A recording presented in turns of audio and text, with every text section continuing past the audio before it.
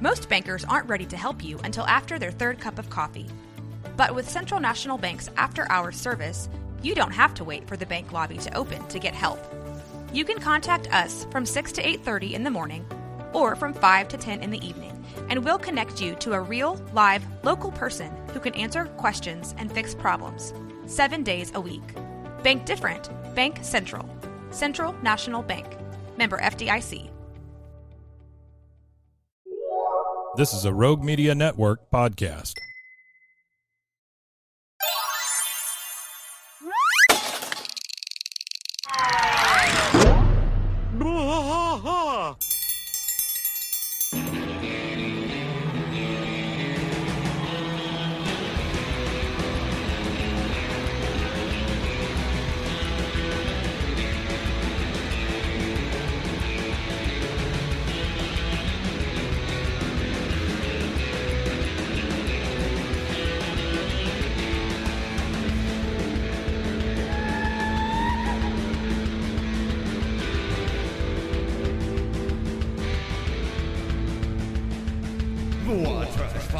Through the night, deep in the heart of Texas, the trailer park is nice and dark. Deep in the heart of Texas, that drinks his brew and he spits his chew. Deep in the heart of Texas, the TV blares but no one cares. Deep in the heart of Texas, here we go.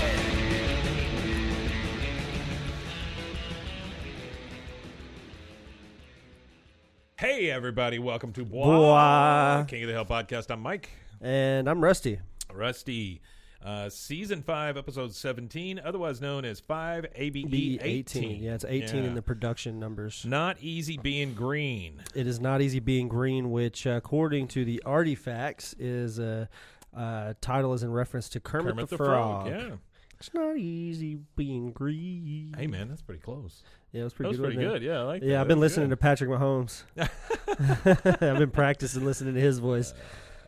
All right, so we start this one up. Boomhauer is out in the. By the way, no bell, no yell. No bell, no yell. We're out, and I think this is where we actually get introduced to Sally. Oh yeah, Boomhauer's it's the first ride. Time. Yeah, the Mustang.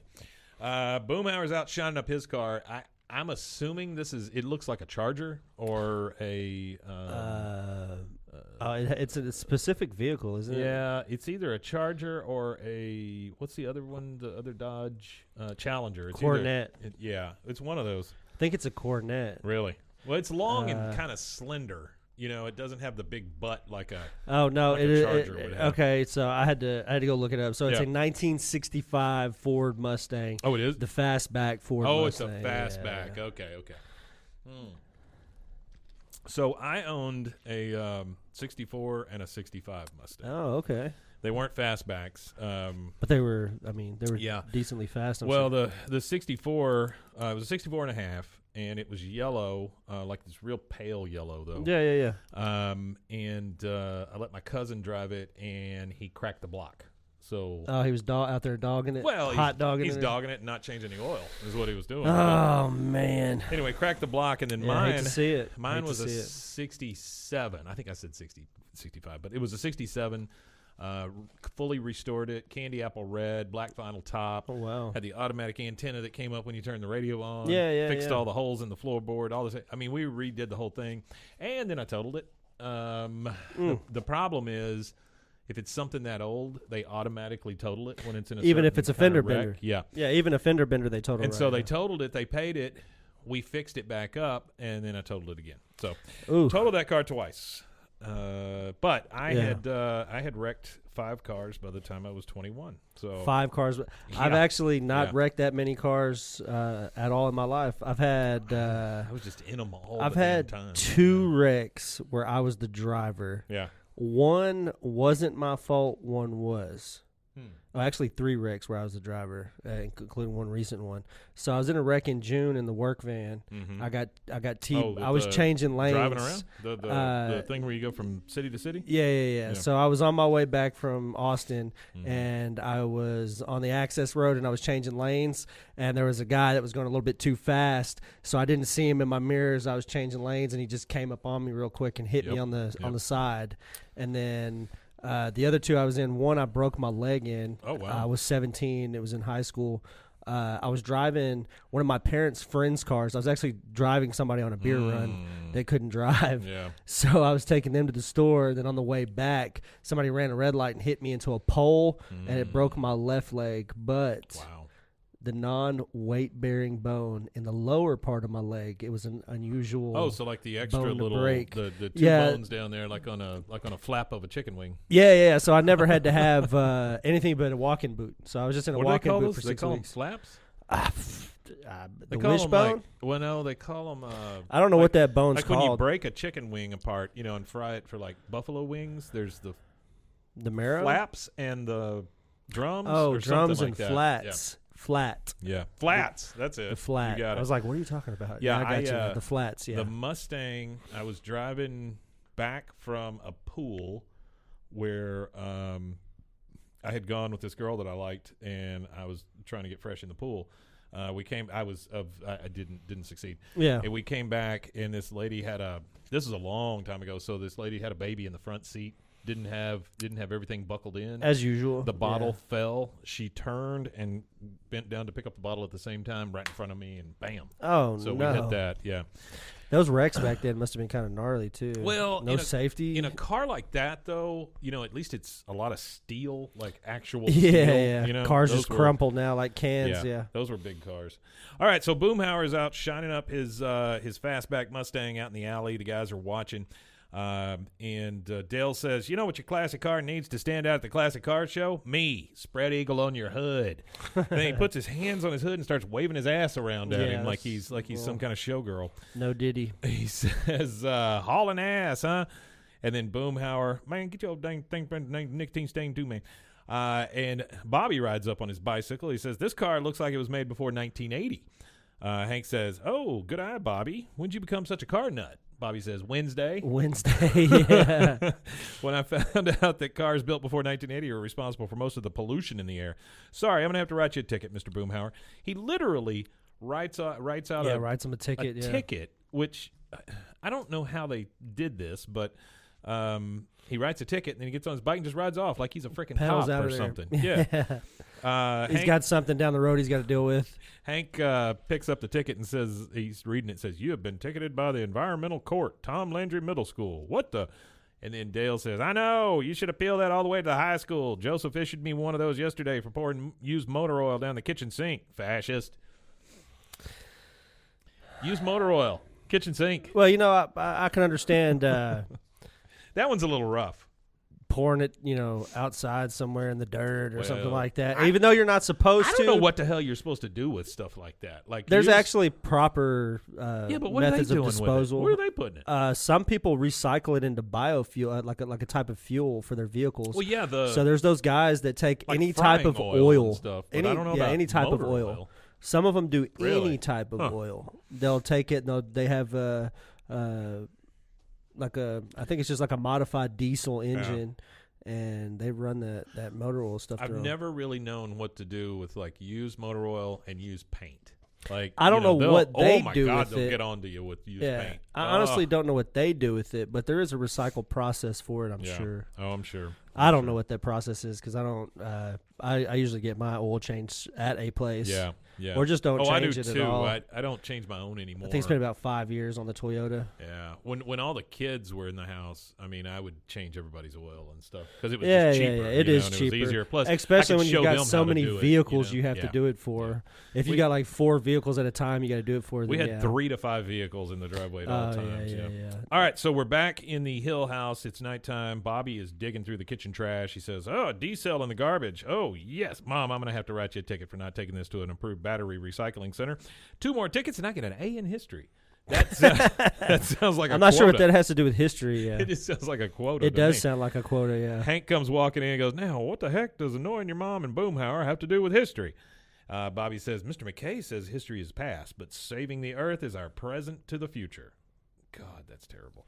That is pretty rough. Hank just like, ugh. He hates that Yeah, kind he doesn't of stuff. like that stuff. He doesn't like it. Peggy pops up and goes, "Bobby, I will have you know I consider myself to be one of the great environmentalists of my time." She opens the bottom cabinet door and she goes, "I have a plastic grocery bag filled with plastic grocery bags that I will bring back to the grocery store one day."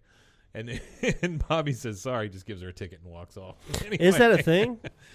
Well, for grocery bags? Yeah, you can. Like H-E-B here in our area, if you take them a bunch of like those plastic garbage bags or the plastic the H-E-B sacks. H-E-B bags, they'll take them back. Yeah, but then what would you use for your like little living room trash can or your little bathroom trash can? I guess more trash bags, which doesn't make any sense to me because it seems like I'm recycling it if I use it for a trash bag. Yeah, well, I think it's multi-purpose. I always like to. What else do you do with a Walmart sack? If you don't have, are you not throwing away trash while you're in the living room? Or do you not open a beef jerky stick and need somewhere to put your trash? Or blow your nose on a napkin and need somewhere to put your trash?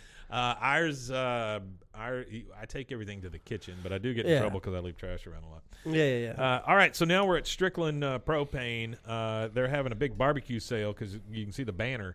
Hank is placing products just right, and he's got the mustard over there, and he's just like turning it and getting it just right so it looks really good. Buck comes in. Hank, those hobos are going through our garbage again. Hank says, accidentally throw away one regulator valve, and now you're the talk of the freight yards. I imagine they recycle pretty well. He goes outside, and Bobby and a bunch of kids are going through their dumpster. Bobby's like, oh, here's a phone book. And Hank comes out and goes, what the? Bobby, shouldn't you be in school? He says, I am in school. And it kind of pans out, and the entire class is there. Like every one of the kids in the class, they're there with little pads, and they're digging through trash and stuff. He goes, history with Mr. McKay. And Mr. McKay comes up. He is in a brown, and when I say Brown University sweatshirt, it is from Brown University. It's not a brown shirt. And this is Paul Giamatti doing Mr. McKay's voice. Yeah. I love Paul Giamatti. I think he's very good. If you've never heard of his podcast, you need to go find it. It is. I didn't know he had a podcast. It's wild because he talks about like Bigfoot and UFOs and all kinds of weird shit. Oh, okay. But the Wicker Man, right? Isn't that him, Paul Giamatti? He was a playwright, actor, director. Oh, Paul Giamatti is the one I always remember from Sideways. Sideways is a great movie. Oh, okay. So this is a different Paul Giamatti. Yeah, probably so. Yeah, Paul Giamatti's the bald one.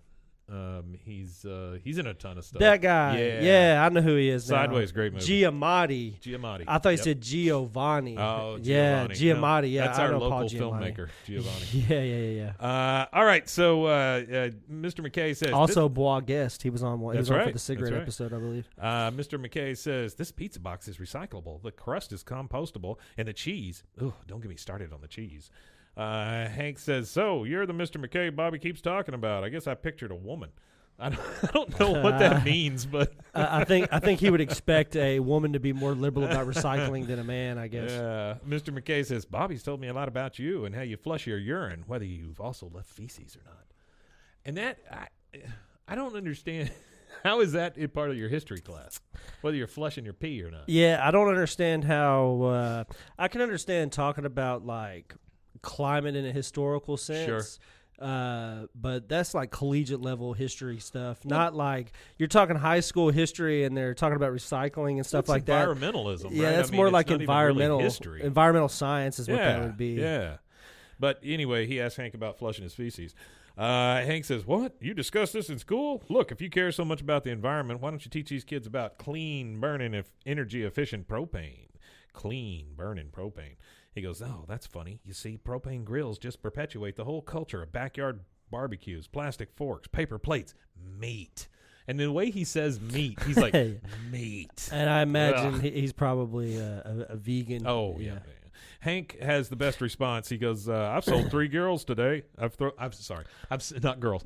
I've sold 3 grills today using those exact same words, but with a more positive attitude.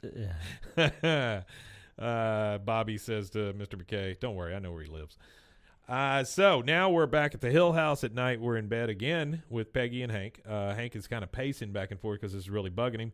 Finally sits down, starts taking his socks off, and he says, and there's a summons to appear in the middle school's environmental court. You can't just put something in a mailbox without a stamp. That's a federal offense. Which Artie had a little artifact, which is it's a crime to mess with anybody's mailbox. It actually is. So it is. I worked for a delivery company called Lone Star Overnight or whatever it was for a little while, and that was one of the things they taught you in like the little training. Well, it's not really training. They just tell you, hey, you can't put stuff in mailboxes, and I just didn't understand it because you would have people that would like have like a little sign that they have a massive mailbox, so you could put stuff in it. But the actual law is the only people that can touch mailboxes are stamped properly, addressed stuff, or if it's a licensed United States Postal Service It's so worker. weird to me now. Mail. My wife gets on to me all the time because I. We got a mailman that's one of our fans. Yeah, he's a mailman here in town. I gripe about the mail all the time, and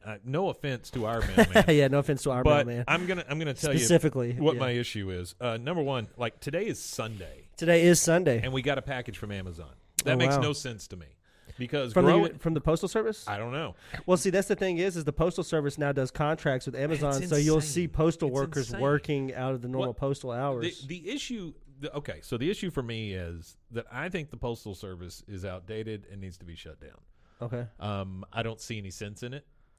They seem to do 3 times the work that Amazon and DHL and FedEx and all those folks do, UPS. By the way, those are all private companies. The Postal Service is seen as a federal company, but it's not. It's actually private. Yeah, it's private. But they get federal funds. It's federally funded. It makes no sense to me. Every single year, they say that the stamp is not enough. They're going to have to go up. Why don't you just charge me $1 for a stamp, and we'll be done for a while? Just charge me $1. Yeah. And then what I see now is I'll see postal trucks, and like you say, they have deals with like Amazon or whatever. They're delivering 7 days a week, and sometimes they come to my house twice. I'm like, this is not the most efficient use of these vehicles and these people. No, probably It doesn't make any sense. It's so mixed up. Close the Postal Postal it's a crazy Service. system. Paul Giamatti, get on that. Close the Postal Service.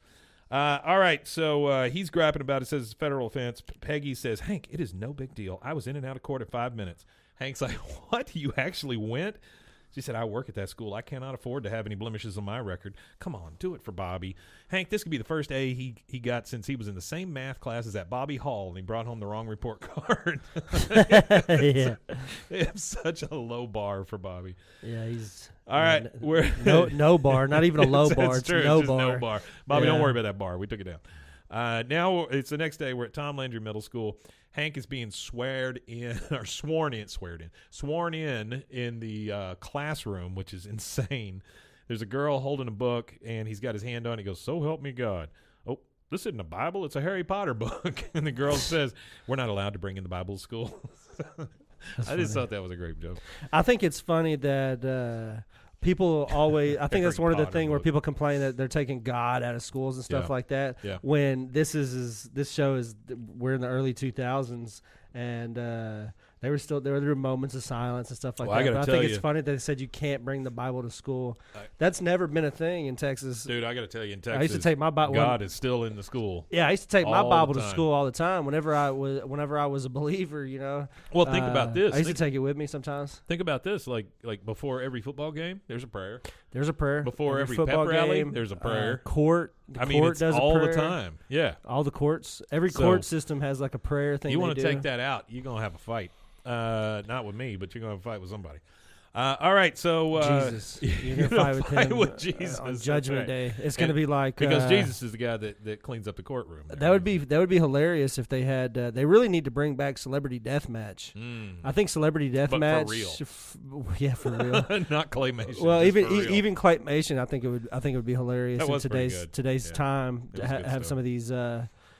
But it's almost like claymation when you have Jake Paul fighting Mike Tyson. That's almost like Celebrity Deathmatch. Is that coming up? Pretty soon. I think it's in the summer. Yeah, I think it's in the summer. Okay. All right. Be worth watching. Oh, that no, UFC 300 last night was pretty wild. I got like 35 seconds. I can watch that match. It'll be good. Yeah, it'd be good. He just punch him right in the face and it'll be fun. Yeah, hopefully. All right, so Bobby comes up and says, if it pleases the court, I will show that my client, or dad, is not a bad man, just an ignorant man. And Hank's like, oh, here we go. And then Mr. McKay comes up. Ignorance is no matter how profound and pathetic, is not an excuse. So Bobby says, then I would like to change my client's plea to guilty by reason of insanity. Hank says, wait, what? I'm not insane. Bobby says, your witness, hands it over to Clark Peters. Of course, Clark gets up and goes, I'm not a lawyer. I'm just a kid. But you, sir, disgust me. Hank I'm says, not a lawyer. Hank You do that voice really good. Thank you, appreciate it. Hank says, all right, that's it. I do not plead guilty. We have a dumpster at Strickland Propane, and we fill it with garbage, and that's what it's there for. This whole thing is ridiculous. Mr. McKay speaks up and says, I'll tell you what's ridiculous. The city council is considering putting in a new landfill in unincorporated Arlen. And by the way, in that shot, freaking Dooley is the judge. Dooley is the Put judge. Dooley as the judge? Yeah, that's what I thought. I thought Dooley as a judge was kind of wild, yeah. Hank says, what's wrong with a new landfill? You got to put garbage somewhere. He says, if we put garbage somewhere, soon we'll be putting it everywhere. Anybody want to sleep on a bed of yucky garbage and drink toxic waste? And the whole class is like, no. And he gets a super, pious, satisfied look on his face. He's just ha-ha. Told you. Yeah, and Hank says, come on, McMain and Barry used the money they got burying Houston's garbage to buy those new fire engines. Who likes fire engines? Absolutely Nobody. One in the class says anything. I like fire engines. Who likes fire engines thinking they're all like 8? Bobby says, but Dad, if they put this one in, it'll jeopardize an endangered species. Algae saxilifolia. Itchy algae. Oh, okay. Itchy algae. Itchy algae. Hank says, itchy algae. It sounds like a good riddance to me. Mr. McKay says, just because itchy algae isn't cuddly or good for anything doesn't mean we should destroy its habitat by draining the quarry. Well, it kind of does. Hank says, the quarry? And then Bobby says, that's where they're putting the landfill. And boy, does Hank, it's like his ass is on fire. He gets up and runs the hell out of that room. And Bobby says, I throw my insane client on the mercy of the court. Now, we've got all 3 of them with Boomhauer, and he is still working on his car out in the alley. They're all just kind of there. Hank walks up as Dale is talking. Dale says, and after the weather, they did a story about a squirrel that water skis, and I went to bed happy. It's such a great in the middle of a sentence. Hank comes up. You can tell he's a little worried. He goes, I just remembered that I left my workbench in your basement, Dale. 3 of us ought to be able to carry it. You hear Boomhauer go, yo, man. He goes, no. Bill, Dale, and I can handle it. Thanks anyway. Let's go, Bill and Dale. So they leave Boomhauer there with his car. They rush over to Dale's basement. And by the way, they are worried. Super worried. I mean, shaking, pacing, everything. So we don't know exactly what's going on. But Hank says, okay, I know we agreed never to speak of this again, but they're going to drain the quarry. And Bill says, but if they drain the quarry, Boomhauer will find out what happened to. And then Dale's like, Sally, because he slaps Bill right in the middle of a sentence and just says Sally. And that is the first commercial break. We got a bunch of worried guys in a basement, and we will be right back.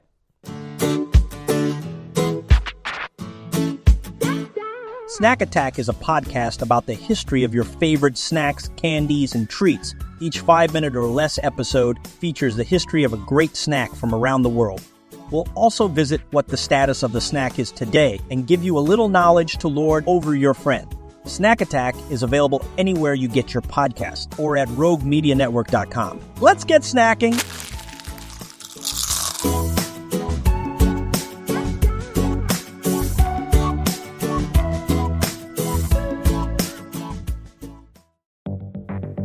Step into the unexpected with Cultastic, or How to Start a Cult Without Really Trying. A podcast where cult creation unfolds in the most unpredictable way. Join us on a unique journey into the world of theoretical cult formation. Unlike any other podcast, each episode of Cultastic is co-written in part using ChatGPT, and we let it decide our fate, good or bad. What makes Cultastic truly intriguing? We don't know what's coming each week. Together with our AI co-author, we'll discover and build this cult, one episode at a time, exploring various aspects of cult dynamics, leadership, and group psychology. Delve into themes of charisma, influence, and the power of group thinking. It's a blend of expert analysis, theoretical exploration, and the unforeseen twists of AI-generated ideas.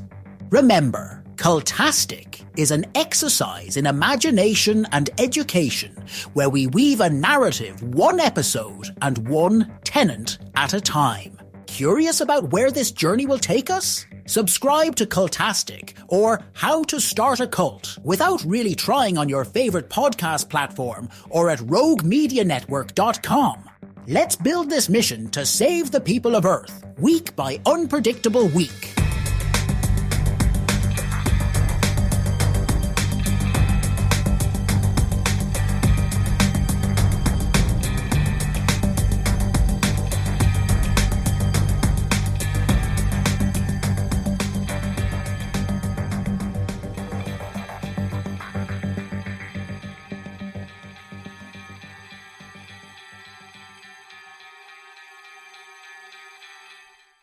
And we are back. We got a bunch of guys worried in a basement. Boomhauer's out rubbing on his car. These guys, evidently something has happened terrible in the quarry. We don't know if it's a murder or what it is. But anyway, all three of them are there. Dale is damn near in the fetal position.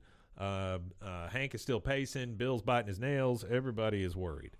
And he goes, Bill says, we agreed never to speak of that day again. Hank says, I remember. Believe me, I remember. And then we get a flashback. In this flashback, we see all three of those guys. Well, number one, we see the Ms. Sally license plate on the old Mustang. On the old Mustang, the 65 Mustang. Yeah. And we see all three guys. Boomhauer's over there polishing his Mustang. And all three guys are standing over there watching him. And they all have big-ass hair. I mean, like, they got big that old big hair, yeah. Big old Bill pompadours. especially. He's got this giant lion's mane. Or whatever it is, yeah. Oh, my God. Dale has... I mean, that was the 70s, right? Isn't that what it was? Like, people 70s, had that long early 80s, hair. that kind of thing, yeah. Kind of like, what's that? Because, like, Free Ride is playing on the car that drives up. So, yeah, I mean, kind of like... it's like hair metal almost. But I'm trying to think of the movie. Matthew McConaughey. Oh, you're talking about all right. Yeah. Shit, what's they keep getting older, but I stay the same age. I can't think of the name of that movie. It bugs me too because it's like that's like a quintessential high school. Somebody's gonna get it right there. Ask them what the movie is. What's the movie? I just can't remember. I can't remember it either. Is. Fast Times at Ridgemont High. No, that's not it. No. That one's Dazed and Confused. Tyler Horner, 33. Appreciate it, Tyler. Tyler what?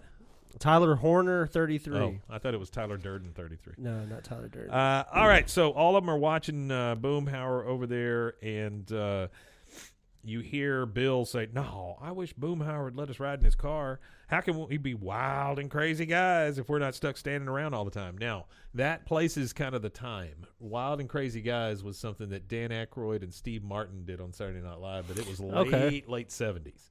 They were like foreigners, and they would come out and go, "Oh, we're wild and crazy guys." Late 70s would put them, in high school. Late 70s, because my dad was born in 60, and he graduated in 78, 79. So it puts it about that time frame. So this white car comes driving up. There's a girl in it. She goes, "Hey, baby." Boomhauer gets in. The girl's big blonde, doing her makeup in the mirror, kind of thing. They drive off. Dale looks at him and goes, "Wait a second. Kid Dynamite has got it." Now, Dynamite comes from Good Times, the TV show. Now, that's the one they just rebooted as a cartoon that's offending everybody on Netflix. Something Walker, right? Jimmy J.J. Walker. Jimmy Walker. Dynamite. Which is funny because that's where David Letterman, Jay Leno, Louis Anderson all got their... They all got their start. First writing start is writing jokes for his stand-up. Yeah. And then from his stand-up, Good Times was made. It was made by Norman Lear, the same guy who did Jeffersons and All in the Family and all that stuff. Yeah. And then, like I said, I don't understand why they've made it into a cartoon now. I haven't seen it yet. But have you seen the blowback on it? I've seen a lot of blowback on it for sure. People are like, this is the most offensive thing I've ever seen. It was one of the original people in Good Times that's still alive. It might have been Jimmy J.J. Walker because he's still alive doing Medicare commercials. Medicare. No, it's the bald guy. The big guy? The real big guy. Dad? Yeah. Oh, man, I thought he was dead. I think he was saying something about it, how he's not going to opine on it because it's created without Norman Lear. Well, yeah. It's created in a different time. And it's got every intended audience is different. That sucks in it. It's just terrible. Yeah, I haven't checked it out. I don't know how that works. I'm going to have to Yeah, I'm going to have to check it out. But Dale has a great idea. He says, why don't we take Boomhauer's car for a joyride? Hank says, joyride? That sounds fun. And you know what would be more fun if after we drive it, we fill it with gas. So the next time Boomhauer uses it, he's like, oh, how did that happen? That's a great prank. He's got such jokes. So all three of them go on a joyride, starting with Hank driving. Bill says, let's go to 31 Flavors and ask for 31 samples. Dale says, it's legal and there's nothing they can do about it. And then we see all of them are eating the samples they got from 31 Flavors. Now Bill is driving. He's doing donuts in the dirt out there. He stops, pulls over. Dale crawls from the back seat into the front, and he's like, yeah, Zingo, I'll drive. Hank does not like this idea. He says you can't handle a stick. Then Dale takes off in Boomhauer's car. He's grinding the gears, doesn't know what the hell a clutch is. He calls it the left brake. Hank says, you can't handle a stick. No, you're stripping the gears. Dale, stop. You see Dale in the car. He's like, left brake's not working. He's pushing it. Hank says, that's a clutch. Hits the other pedal. Yeah. And then the car goes off the cliff as Dale jumps out of it. It falls into the water in the quarry. So now we kind of know what happened. Dale comes up to the guys looking at the car sinking in the quarry, and he goes, oh, that was close, but I think I'm okay. You jackass. What a jackass, man. And the whole thing sinks, and we see the boys' letter jackets go down. Oh, hold on. I forgot to mention something here. Yeah, go for it. I just seen it in Artie's notes. It said the song that was playing when Hank and Bill were shown driving it was The Night Chicago Died by Paper Lace, which is a song about Al Capone. The Night Chicago died. Yeah, and then Live and Let Die, Paul McCartney and Wings is when Dale is driving it, which is kind of suiting for the moment when he lives and then lets die when the car goes in the water. That should be Dale's like theme song, Live and Let Die. Live and Let Die. That's about right. Yeah. All right, so we flash back to now. Hank says, Boomhauer thinks some Yankees came down and stole the car, and he's going to go to his grave thinking that. Of course, Dale hears that and says, Boomhauer's grave? You suggesting we kill Boomhauer? Well, you're the boss. I mean, Jesus, he just flips so quickly. Hank says, we're not killing Boomhauer. Bill says, yeah, but when they drain the quarry, they'll find his car with our Letterman jackets right inside, and he'll want to kill us. He won't find out. Hank says he won't find out. He goes, let's just say Councilman Fred Eber owes me one. I voted for him. Well, that means everybody owes you one thing. That's funny. And then Dale says, I'm leaning back towards killing him. I do not trust Dale. I think he is the worst person. He's a terrible friend. Out of the whole group, he's probably the least trustworthy. He is the one that gets them in trouble more often than not. Yeah. Bill only has like 2 or 3 slips. Oh, remember the episode where, speaking of Dale being in trouble all the time, where he's up in the tower and they think he's going to start shooting or something? Yeah. It's always Dale. And they get Bobby idiot. walks up and says, I'll take the shot to the sniper. He's going to shoot him. I'll take the shot. All right, so now they're going to talk to Councilman Fred Eber, and I think this is really funny. They're at the movie theater with a map spread out, and you hear Hank say, so you can see, Councilman Eber, this is a far more suitable location for the landfill than the quarry. Then it pans out, and Councilman Eber is dressed like he works at a movie theater. Yeah, he looks like an usher, doesn't he? He's dressed like an usher, dumping popcorn and all this while he's talking to him. He goes, no, they're using that land to build one of those new multiplexes. Looks like I'm going to be out of a job soon, Hank. He dumps the popcorn, and Dale says, what about that gray patch of land over there? Looking at the map. And he goes, it looks pretty useless. It'd be perfect. That's the quarry. He goes, that's a quarry. Dale's an idiot. Yeah, he's pretty dumb. He's pretty dumb. All right, so now we got all 3 of them. No Boomhauer. Speaking of quarries, behind the house where I grew up, or where I kind of still reside, there's a lake behind our house. It's a man-made lake that used to be a I think it was a quarry first. Yeah. It was a sand pit first. Yeah. And then it ended up being a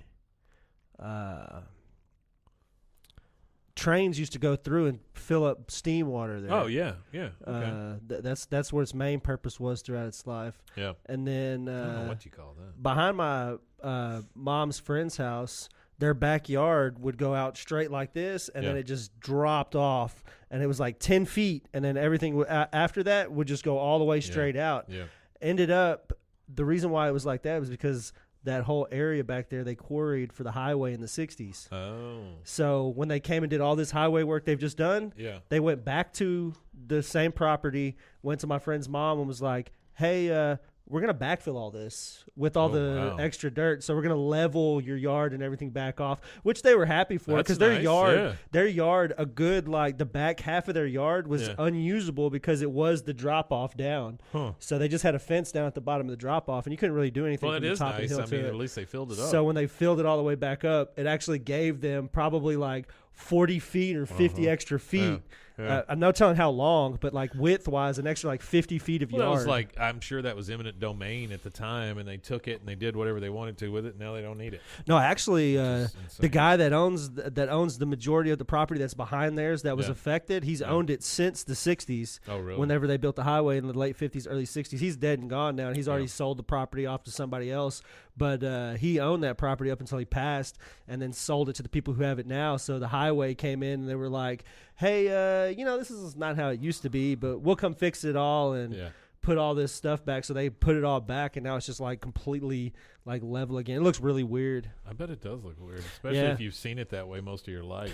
And there used to be like big tree. Like whenever they came to backfill it, they tore everything that was in there out. Well, it's like whenever they drain or not drain, they flood like a valley or something, for like hydroelectric and stuff like that. It's so weird. Even the one out here that whenever they did our TP&L's that way. Yeah, TP&L's like that. But whenever they did like the actual Waco Lake or Lake Waco, whatever you want to call it, that was one of the big things when they were doing that in the 30s when they first did it. When they did the first lake, was Spiegelville. The entire city had to move because the original Spiegelville was actually where the parts of where the lake actually sits. And if you go to Tire City in Belmead, it's funny to say, but I know exactly but he has pictures all over his walls of old racetracks. Really? And it's actually a guy went to high school from out there.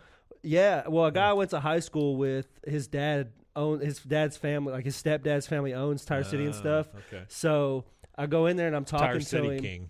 and it's old dirt tracks. And I was like, I don't recognize these tracks. This isn't the one that was in Belmead. And he goes, oh, yeah, well, there used to be a bowl track down there when they flooded it in the 30s or 40s or whatever it was. Well, I don't know about that track. I know there are some other tracks out there that my dad used to race on.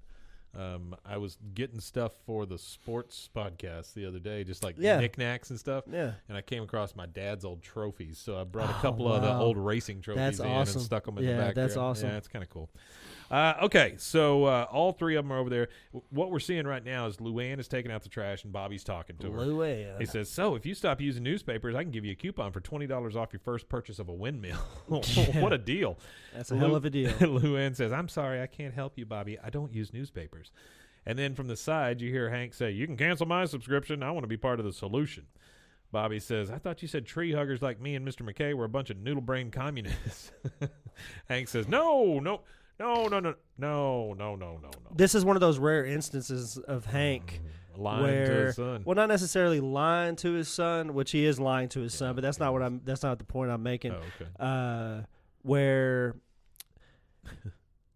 he's doing something not to change his mind, because he's not changing his mind about environmentalism or nothing like that. Yeah. He's only doing it to save his ass at the end of the day. So it's one of those rare instances where he's doing something to try to save face, but it looks like he's doing something good, even though he's really just doing it because he doesn't want Boomhauer to know that in high school. And what would it matter almost 30 years later? It probably wouldn't. But Boomhauer would probably be pissed, but I mean, it would probably blow over. You never see this out of Hank, where he's lying to get out of a situation. No, it's very rare. Yeah, I'm sure there's other instances, but this is just, this is few and far far in between. I can think of that we've seen so far.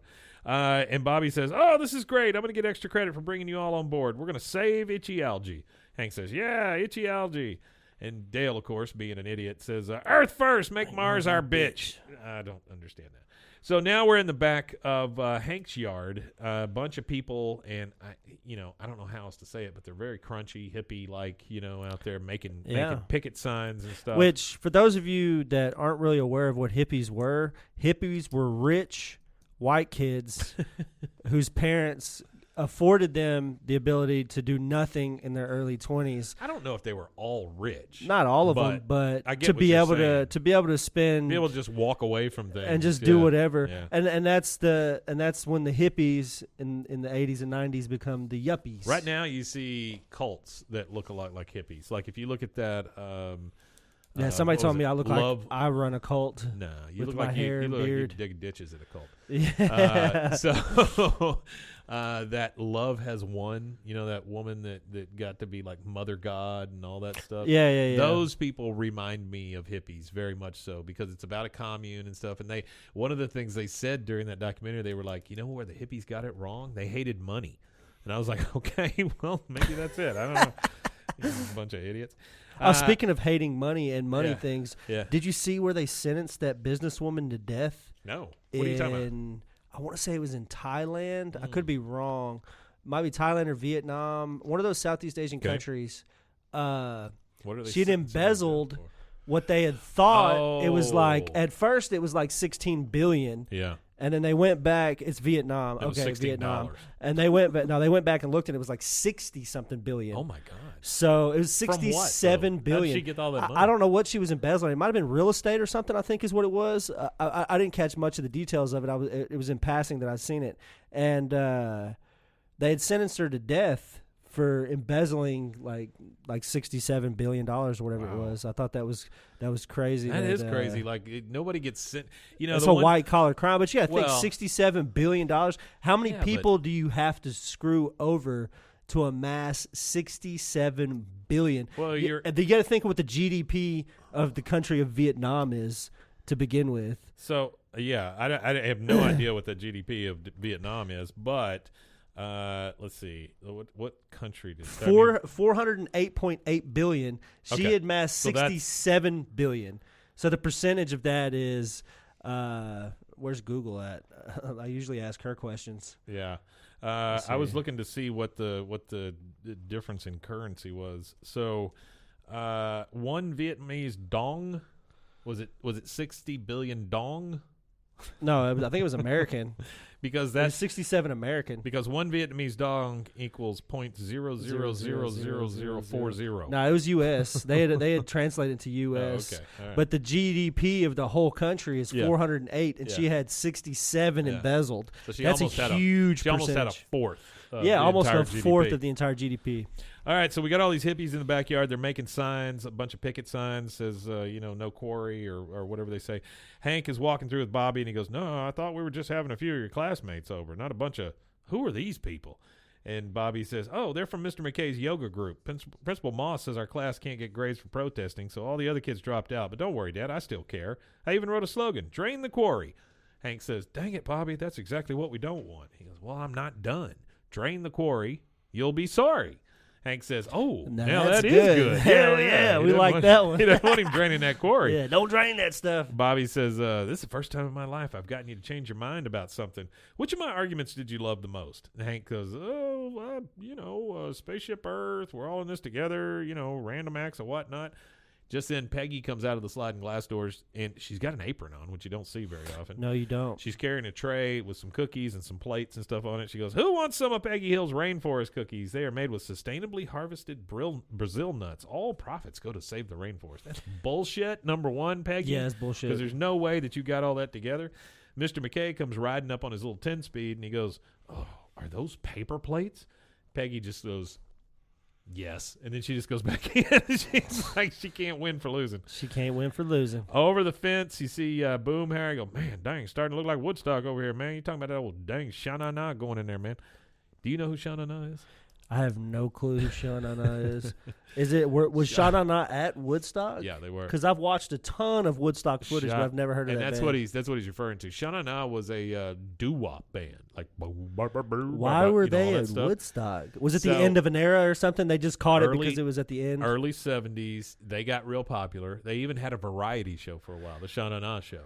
Oh, so what you're saying is that the only reason why Sha-Na-Na popped up in the 70s like that was because the people who grew up in the 50s were now nostalgia. For the most part, it was like a nostalgia. But it's the one that you can look at out of all the Woodstock acts and go, what the?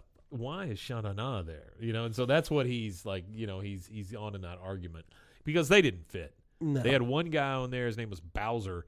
And he was the guy who did all the deep voices. He would be like, bow, bow, bow, bow, bow. Like super, super deep stuff, And he was like the popular one. Did you ever go to Woodstock, the 99 one? No. You didn't go to the one in 99? I didn't go to that. I heard the one in 99 was... It was a mess. God, it was a awful. corporate mess. Yeah, I heard it was terrible, I went to the first Lollapalooza tour. Okay. I just remember a lot of mud, a lot of stages. Saw Green Day, saw Ice-T with Body Count.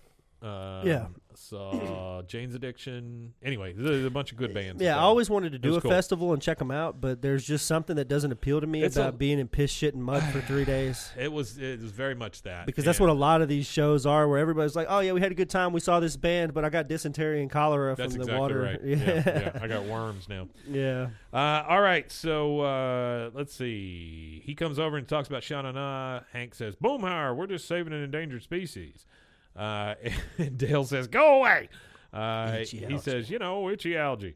And then Boomhauer says, you already man-baited. Fine, I'll go do my grocery shopping somewhere else, man. So, you know what itchy algae reminds me of? I don't mean to interrupt you again. No, you're good. Clean, drain, dry your boat. The zebra mussels. Zebra mussels. Zebra mussels. So if for those of you that don't know, there's a big they're an invasive species. A huge invasive species that's in it's real big in Texas. I don't know if it's anywhere especially else. Lakes and stuff. But I know that they always tell people to clean, drain, and dry their boats and check your boat for zebra mussels going from one body of water to the next. They're like a regular mussel, but they have stripes. Yeah, so they can't breathe. Clean, drain, dry your boat. All right, now we're at the Heimlich County Courthouse, and we're having a protest. Everybody's saying, drain the quarry, you'll be sorry. Drain the quarry, you'll be sorry. Hank steps up to the podium and the mic, and he goes, Hank Hill, Strickland Propane. I'm no stranger to city council meetings, having supported your anti-skateboarding initiative as well as the neon sign wattage limits. But today I'm here to present the petition signed by 200 citizens against the proposed landfill. The councilman is there. He goes, Hank, I understand. By the way, he's still dressed like an usher. Yeah. Says, Hank, I understand how you feel in your fringe minority, but that quarry is a festering stink hole, and the hobos use it as a giant toilet. We're better off without it. Let's turn trash into cash. Bill says, their slogan's better than our slogan. Their slogan's better than our slogan. He goes, let's put it to a vote. All in favor? Everybody raise their hands. He goes, all right, it's settled. Draining the quarry will begin tomorrow at 9 a.m. Bobby looks at Hank and goes, Dad, what are we going to do? He goes, don't worry, son. I'll think of something. So now we're back in Dale's basement. It's at night. Dale says, I've got it. We create 3 new people, Hank Jones, Dale Smith, Bill Mangan. When they find their Letterman jackets in the car, those guys take the heat. Now, we're going to need 3 dead guys. And then Bill says, well, the Army might have some dead guys. I mean, this is a actual plan they're trying to come up with. 3 they're really dead guys, to, and let's change some names. Trying to come up with something. Yeah. Hank says, why couldn't it have been me and Boomhauer that did something horrible to you guys? And I get what he's saying, because it would have been so much easier to cover up. Way easier. Bill says, because Boomhauer's a saint. Which he is. He really we got an artifact here. It says Boomhauer is artifact. usually shown to have good morals and judgment. He does. But he does not have a good track record with women. And we actually see that here in a second. Yeah, well, there's actually 2 episodes he refers to. He refers to season 6, episode 6, where he shows Bobby how to pick up on women. Yeah, pick up women, and then there's one where he lies and ducks a woman until his heart is broken in Dang Old Love, season 6, episode 20. That's the one with the little tiny underwear. Yeah, his little underwear. I'm pretty sure that's not the first time we see him in those little underwear. No, we see him in this, too. He says, Boomhauer's a saint. Hank says, okay, I got a plan that might actually work. Dale, we're going to need your scuba gear. Dale's like, why? He goes, because they can't find Boomhauer's car if it's not there. Bill says, but it is there. Maybe we should use Dale's scuba gear to pull the car out. Dale says, now that's a plan, Hank. These idiots, man. Yeah, they're idiots for All right, sure. so now we're at the quarry. Hank is in a floating boat. It's like one of those inflatable boats, you know. He's in that. He's got a rope tied to it. Bill is on the shore with a tow truck, so he's got the rope tied to it. Dale comes up in his frog suit or his scuba gear, and he goes, piece of cake. He's talking to Hank in the boat. He goes, piece of cake. I found it right between my old lawnmower and what I'm fairly certain is a genuine Egyptian sarcophagus. Yeah, it's not. Hank says, "Okay, Bill, crank her up." Bill's in the tow truck. He starts cranking the rope. It comes up, and he goes, "Damn it, Dale," because it's a fridge. It is a fridge. He pulls up a refrigerator. Strange. Another frogman must have switched the hook after I surfaced. But why? Hank just pushes him in the water.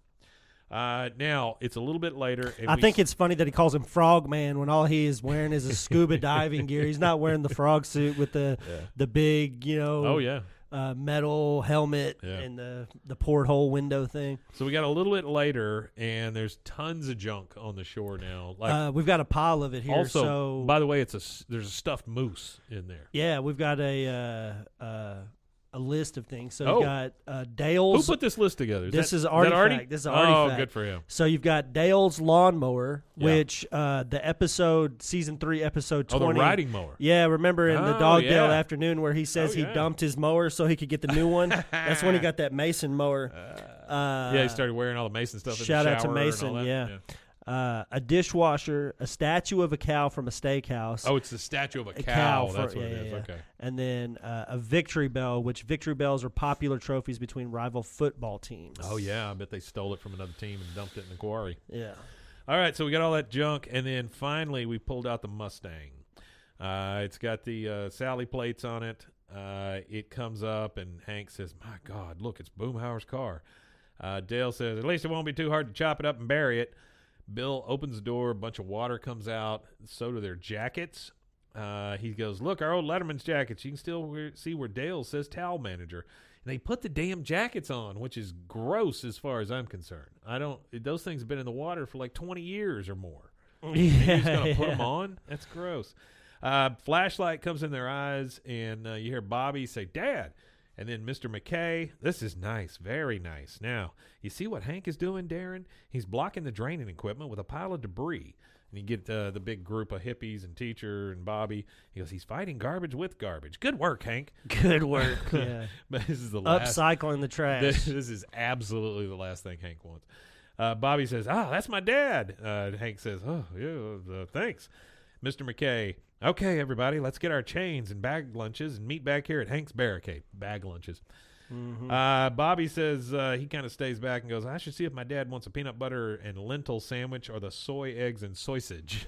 He's not going to want any of those, Bobby. No, he would not. That's like eating turkey bacon. So oh my God, I can't stand that stuff. I can't stand the idea of somebody thinking that they could strip up turkey pieces and call it bacon. Turkey bacon tastes like leather, and it's awful. I hate it. Isn't it just kind of like how they make hot dogs? It's like a turkey slime that they turn into like bacon-shaped patties. So turkey bacon is the fruit roll-up of pork. You know what I mean? It's all it is. It's a fruit roll-up of turkey. Yeah. That's all it is. And it tastes awful. You don't microwave that shit either, by the way.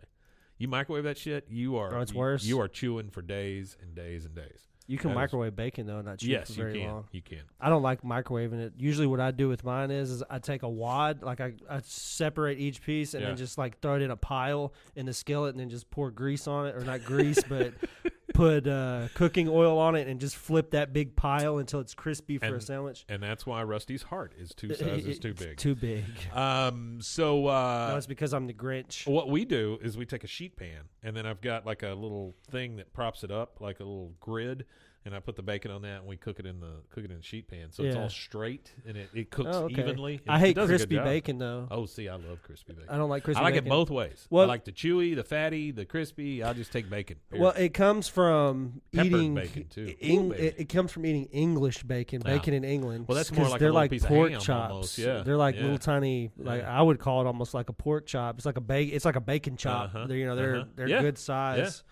They call it a rasher of bacon. And then you go up to Canada, you get the Canadian bacon, which is back bacon, which is just like big circular. Well, that's what they eat over there is back bacon too. It's a lot like the same. That's what I'm saying. Like it's similar to. You can start with us as the little strips that we cook. Then you go to Canada and you get the round stuff that's a little thicker, and then you get to England and it's like basically a pork chop. Yeah, it's like two pieces of Canadian bacon in one kind of thing. Well, like you see fry the hell you see out the of it. full English bacon, full English breakfast. Oh, have you ever had a full English breakfast? No, I have not. Well, if you and your wife ever end up in England, that's one thing you have to go do. Yeah. No, I'll get it. Is try the full, because it is just. I want that and the eel pie. After you get the whole point of it is it's a working man's breakfast. So you get drunk the night before, and then you go eat that big English breakfast with a beer, hair of the dog, and a fat meal, and you're good to go. Sounds pretty damn good right now.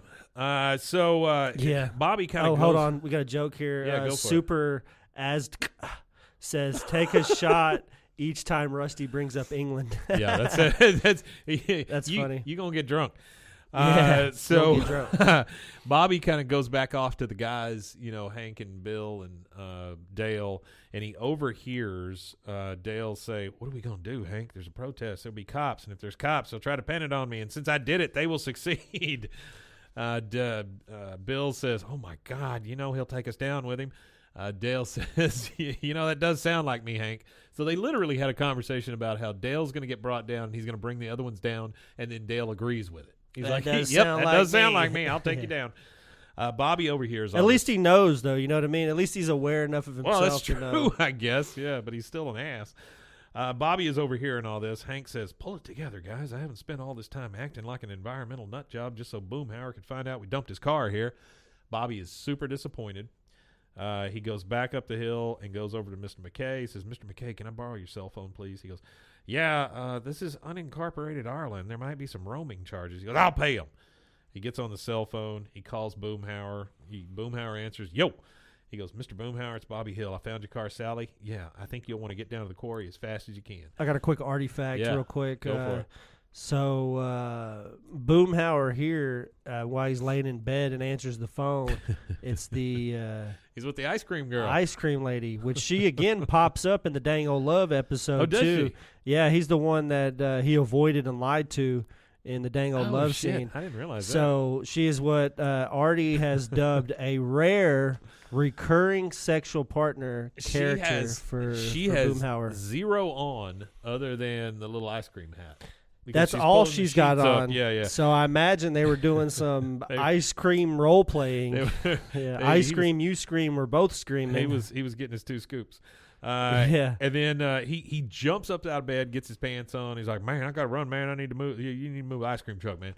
So that's how we know she drives an ice cream truck. You need to move that ice cream truck, man. Right after just having sex with a woman and saying, "Oh man, I gotta run. You need to move that ice cream truck, man." Ice cream truck. All right, while she moves that ice cream truck, we're going to take that second commercial break, and we will be right back.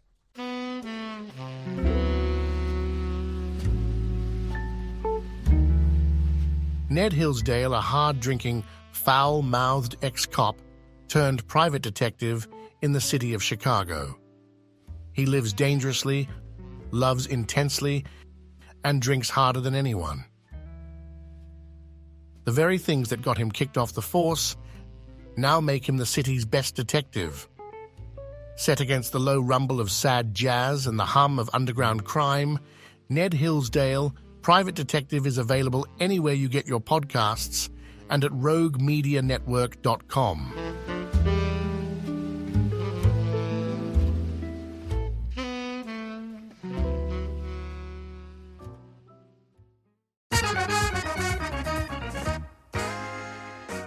Hey everybody, I'm Tony, and some call me Big T. And I'm Carrie, and we have some exciting news. We have a podcast. Absolutely, it's called My Husband is a Hunka Burning Love.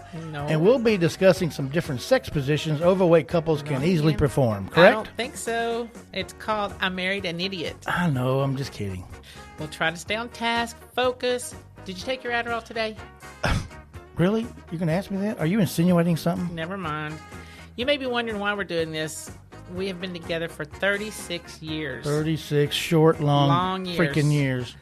But we must be doing something right? Well, we must be. But this is where the fun starts. And you know me, I love having fun. Fun is the best thing to have. Yes, it is. On our show, we're going to be discussing a wide variety of topics. And I'll give you my opinion, and you'll give your opinion. So please, do not embarrass me. I'm not going to embarrass you. I told you 1,000 times, but you also need to learn to get some thicker skin if you're going to be doing this. No. And don't take everything so damn personal. I know, but you get personal. Anyway, it's up to you, not you, Carrie, but the podcastee listeners, the audience, to decide which one of us is the idiot. It's going to be pretty obvious, trust me. Absolutely, totally obvious.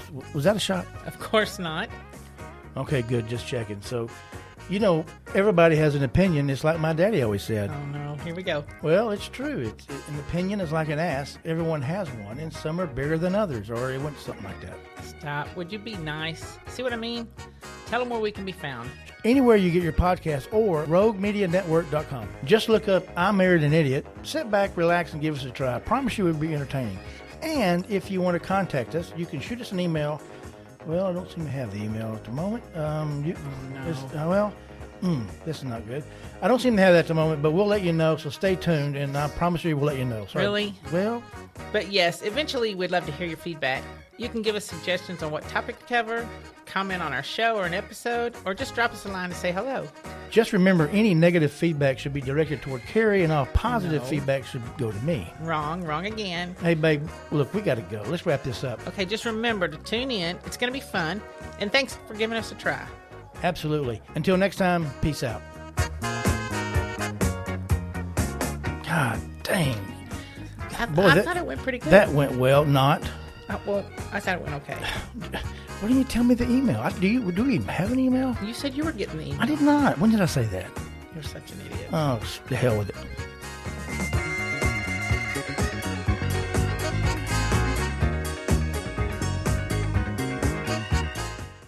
All right, we're back, and what we've got is a circle of hippies at the quarry singing Kumbaya. Kumbaya, my Lord. And then Mr. McKay looks at Hank and goes, I can't hear you, Mr. Hill. He goes, with all that junk sitting there at the quarry, already looks like a landfill. Maybe I should straighten up a bit. Bill, Dale, help me push that car into the bushes. Points specifically at the Mustang because he knows right what's at it. He knows it's coming. Mr. McKay goes, oh, too late. And then you see a bulldozer start to drive up, and that thing gets super close. Mr. McKay says to everybody, okay, everybody link arms, form a human chain of defiance. He grabs Hank, Bill, human Dale. Chain of defiance. They're all that making this human chain right in front. The bulldozer pulls up. The poor guy driving the bulldozer, he goes, oh, hi, we got to get in here to drain the quarry. And Mr. McKay says, over our bloody and beaten bodies. He goes, oh, well, I see. This is a protest. Okay, well, I hadn't heard anything about it. The new girl at the office, still breaking her in. Okay, so I guess I'll call the cops. I mean, he's just so matter of fact. Like, this is like the third rally he's seen today. Well, yeah. Boomhauer drives up. He's got no shirt on, no shoes on. I mean, he ran out of the house. Mm-hmm. And Hank says, oh, no, Boomhauer, what are you doing here? He sees Sally over there. He runs over to it. He scrapes the mud off the license plate. He realizes this is his car. I can't believe it's her, man. I go, I can't believe it's her, man. Oh, God, I thought I'd see you to heaven, man. I wouldn't see you till Closure, man. Hell yeah. Hank says, Boomhauer, there's something you need to know. And he hands him the Hank letter jacket. And he goes, Hank, dang, man. And then Dale, of course, saving his own ass, he's like, oh, my God, it was Hank? Because Hank tells Boomhauer, it was a prank. It just got out of hand. And now Dale is like seeing this as an opportunity for him not to get in trouble. He goes, oh, my God, it was Hank? Boomhauer, did you find any other jackets which might prove if Hank had any accomplices? Oh, no accomplices. Hank committed this tragedy all alone.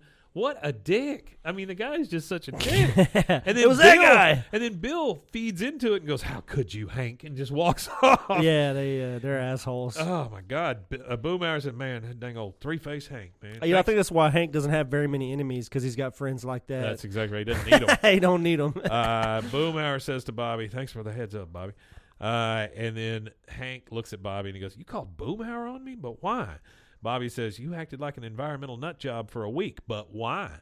He says, Bobby, you got to believe me. I didn't mean for you to hear that. Yeah, I didn't. I think that's such the most offhanded shit ever. He's like, I meant for it to happen, but I didn't mean for you to hear me say that. So the cops start driving in. We hear the siren. By the way, the Mr. McKay, he's arm in arm with a guy who's got a bunch of Che Guevara gear on. Yeah. So you know what kind of crowd we're in. Yeah, you know what crowd you're in here. He goes, oh, it's the cops. Neoliberals. Yeah. He goes, it's the cops. Wonderful. I've always wanted to get arrested for my principles. This is so stupid. All right, everybody, dead weight. They all just fall to the ground, because they're going to make it really hard on the cops to arrest them. Cop says, please lie down on your stomach, spread your arms and legs. And he's saying this to Bobby. Yeah. Speaking of crazy environmental protests, there's been a lot of that stuff going on in Europe. Yeah, it happens all the time. I see clips of it on social media all the time. There was one that I saw where I think it was in France. Say England real quick. I don't think it was there. They do have some pretty nutty. I was just waiting for somebody to drink. They do have some pretty nutty protesters that do stuff in the UK. Oh, sure. But this one in particular, I think, was France. But it was these two women that they eat snails. Used quickcrete. They quickcreted their arms to the road. Well, I've seen a bunch of them. And they were like super chiseling their themselves hands to out. paintings and stuff like that. Yeah, there was one. There's ones where they go in and they'll throw like a can of tomato soup on the painting, but the painting's covered with plastic. Well, there was one that wasn't covered with plastic. It was some ancient painting that they had to peel off the wall and send off to a restoration. Yeah. Luckily enough for painting restoration, whenever you throw a liquid like that on it, they can clean it off, and because it's hard oil they're throwing it on most of the time on oil paintings. Well, I'm sure it has a lot to do with the time frame too. Like how long did it take you to get it to the restoration people? And I'm sure that in a lot of those museums and things like that, where they're having these protesters go and try to destroy stuff, they probably have restoration teams like probably in their pocket, or if not on site. Yeah, if not on site. So the cop is talking to Bobby specifically and says, please lie on your stomach and spread your arms and legs. And Bobby says, me too, but I'm not even getting extra credit anymore. He goes, you heard me. Hank starts talking to the cop. He goes, this is crazy. You can't arrest him. He's just a misguided 7th grader trying to save some pond scum. I'm the one who did something wrong. I've always been against stealing cars and lying to my son. Now I've done both. If anyone should be arrested, it's me. And he looks at Bobby and goes, what do you say we go home, Bobby? And then the cop just runs up, slams him to the ground, says, stop resisting, on your stomach. Zip ties his hands to his back. He goes, all right, let's take him out of here. Drags him out, puts him in the paddy wagon with the rest of them, goes, let's go, pal. And then Bobby, as he's being drug over there, he goes, that's it, Dad, dead weight. Dead weight. Hank says, Boomhauer. Boomhauer goes, yo, man. And then Dale says, that's just great. Hank was our lift, because they take him off in the paddy wagon with the rest of the idiots. He goes, if you're taking Bobby, can you take us too? He's talking to Boomhauer. Boomhauer says, man, I tell you what, you dang old well drove here. You talking about you drive back, man. Dang old traitor, man. Okay, so I got a couple of artifacts real fast. These are the last two for the episode. Yeah. So he actually listed all the episodes where Hank gets arrested. Oh, that's so awesome. He gets arrested, of course, in the crack episode. Yeah. He gets arrested in the Mexico episode, when they go to the condo. Yeah. And then the next 4 arrests outside of this episode, because he gets arrested in this episode, which is season 5, episode 17, right? Yeah. Yeah. And then the next 4 are season 7, episode 7, the Texas Skill Saw Massacre. Season 7, episode 19, Be True to Your Fool. So he gets arrested twice in a season. He got arrested twice in season 2 as well. And then season 12, episode 13, The Accidental Terrorist. And then Uh-Oh Canada, season 13, episode 18. And then he makes a reference to how Boomhauer is able to just grab Bobby and leave. He says that you're in the middle of a police situation. You've got protesters. You got a stolen car. You got cops here and everything. And he says that the ability for him to move through a police situation unobstructed might hint at his profession, which we don't find out to the very last episode ever, where he slaps the badge out and he's actually a Texas Ranger. I would imagine that helps. This kind of alludes to that, and I think even though some of the trouble that was planned. No, I don't think it was planned. I think at the last season they just went, okay, Boomhauer's a Texas Ranger. Yeah, well, it might have been planned. Who knows? I like to think that it was, because they never mention what his job is.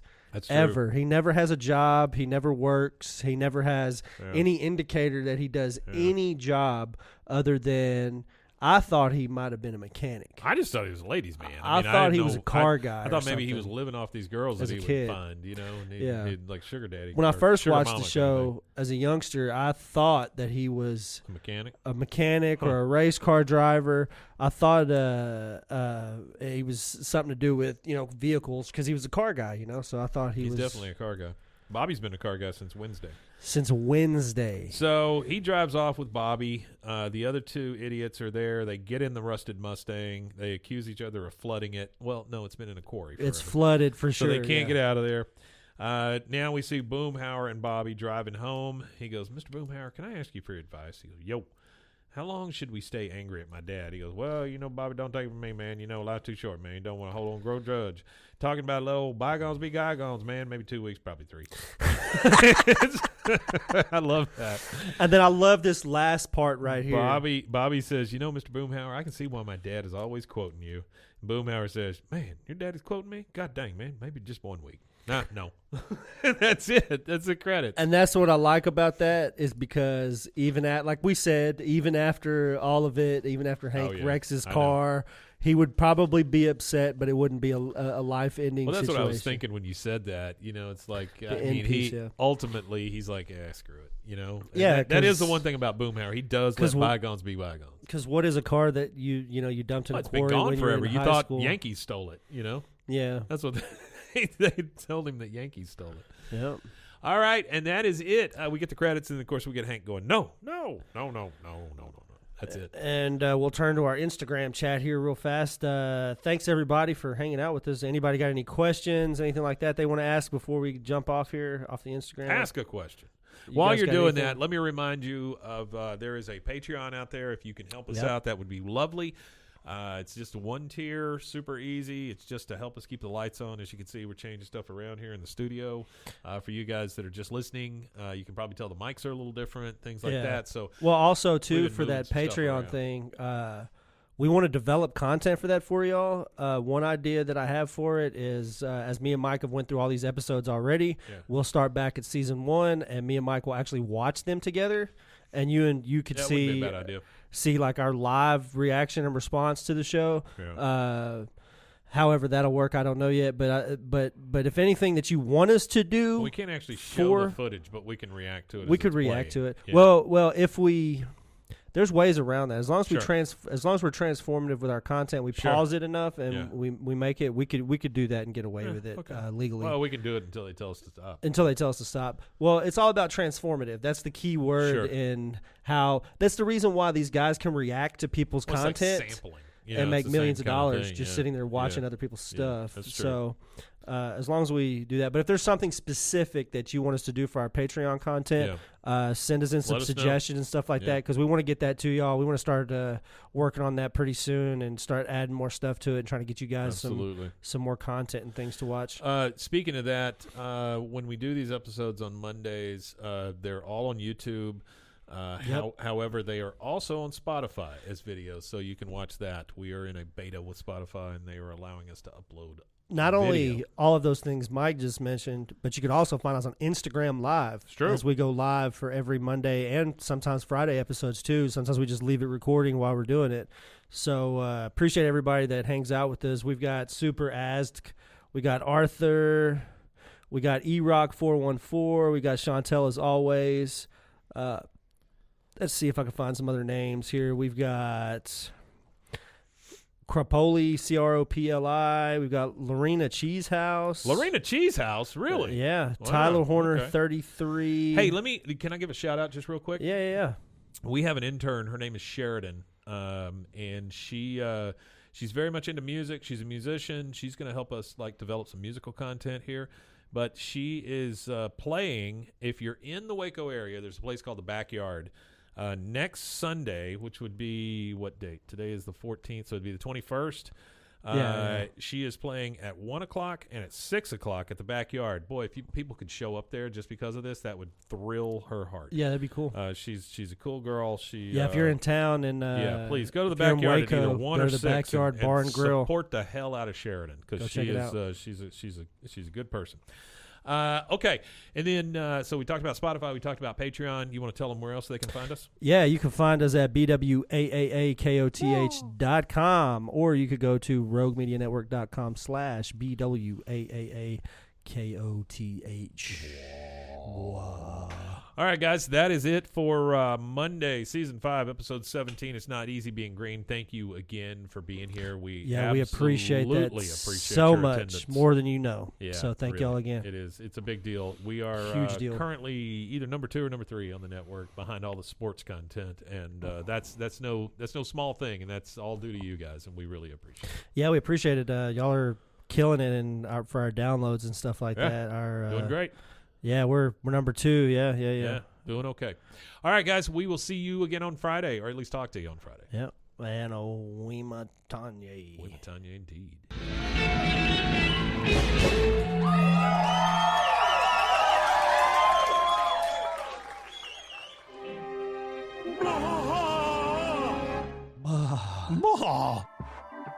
This has been a Rogue Media Network